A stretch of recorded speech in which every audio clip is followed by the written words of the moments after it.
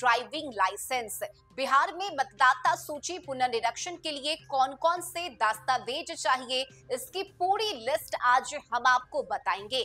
नमस्कार, news for nation देख रहे हैं आप, मैं हूं रश्मि श्रीवास्तव आपके साथ। दरअसल देखिए, बिहार में चुनाव आयोग के फैसले के बाद राजनीति खूब हो रही है। विपक्ष कई सवाल उठा रहा है, साथ ही ये भी बता रहा है कि बिहार के लोगों के नाम को मतदाता सूची से काटने के लिए ये पूरी तैयारी सत्ता में बैठे लोगों की तरफ से की गई है। लेकिन देखिए, चुनाव आयोग का कहना है कि हम पारदर्शिता के साथ और बिना किसी गड़बड़ी के बिहार चुनाव संपन्न करवाना चाहते हैं, और यही वजह है कि मतदाता सूची के पुनर्निरीक्षण का काम बिहार में चल रहा है, जो कि 1 जुलाई से शुरू हुआ है और 26 जुलाई तक चलेगा। इस दौरान देखिए, गणना फॉर्म भरने की बात चुनाव आयोग की तरफ से कही गई है, बीएलओ को यह जिम्मेदारी दी गई है। लेकिन सवाल यह है कि आखिर इस दौरान कौन कौन से दस्तावेज की जरूरत आपको पड़ेगी, और इन दस्तावेज की पूरी लिस्ट आज हम आपको बताएंगे।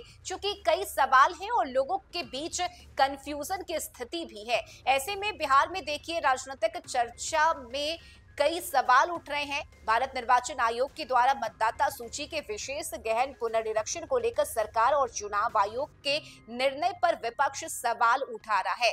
महागठबंधन के घटक दलों का सीधा आरोप है कि बिहार के गरीब, वंचित और अल्पसंख्यक मतदाताओं का मतदाता सूची से नाम हटाने के लिए यह प्रक्रिया शुरू की गई है। वहीं आम लोगों को भी इससे परेशानी हो रही है, और इस पर मतदाता सूची में बड़े पैमाने पर संभावित नामों की कटौती की बात भी महागठबंधन की तरफ से कही गई है।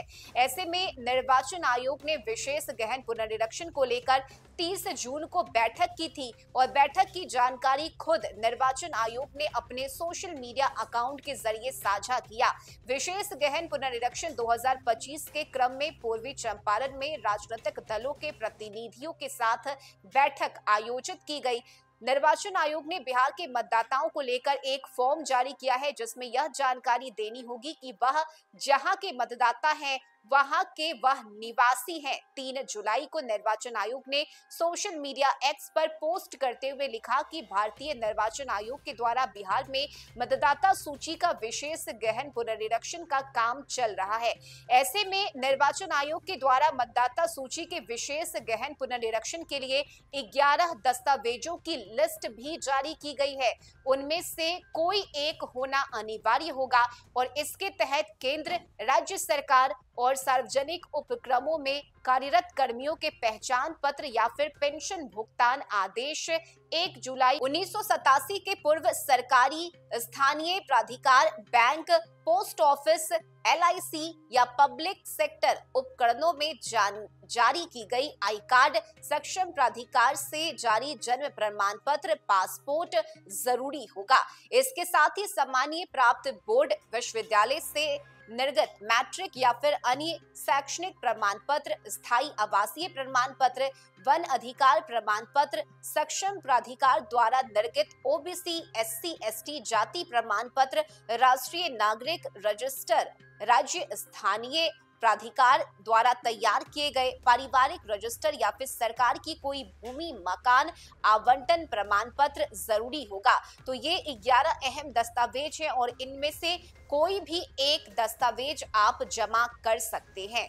तो देखिए, चुनाव आयोग ने यह 11 डॉक्यूमेंट मांगे हैं। केंद्रीय सरकार, राज्य सरकार या पीएसयू के नियमित कर्मचारी पेंशनभोगी को जारी किया गया कोई पहचान पत्र, पेंशन या भुगतान आदेश। इसके साथ ही 1 जुलाई 1987 से पहले भारत में सरकार, स्थानीय प्राधिकरण, बैंक, डाकघर, एलआईसी, पीएसयू के द्वारा जारी कोई भी पहचान पत्र, प्रमाण पत्र या दस्तावेज जरूरी होंगे। इसके साथ ही बर्थ सर्टिफिकेट, पासपोर्ट, मान्यता प्राप्त बोर्ड या विश्वविद्यालय के द्वारा मैट्रिक के प्रमाण पत्र, स्थायी निवास प्रमाण पत्र, वन अधिकार प्रमाण पत्र, ओबीसी, एससी, एसटी या कोई भी जाति प्रमाण पत्र, नेशनल रजिस्टर ऑफ इंटेलिजेंस जहां लागू हो वहां के प्रमाण पत्र, ग्राम पंचायत या स्थानीय निकाय के द्वारा तैयार किए गए परिवार के रजिस्टर की सूची और इसके साथ ही सरकार के द्वारा जारी जमीन या मकान का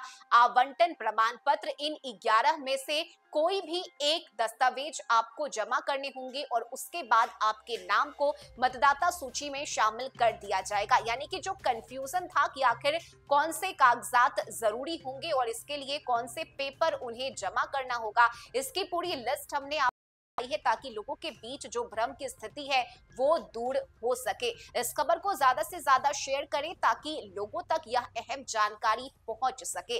इस खबर में अभी के लिए बस इतना ही। न्यूज़4नेशन पर खबरों का सिलसिला जारी रहेगा। नमस्कार।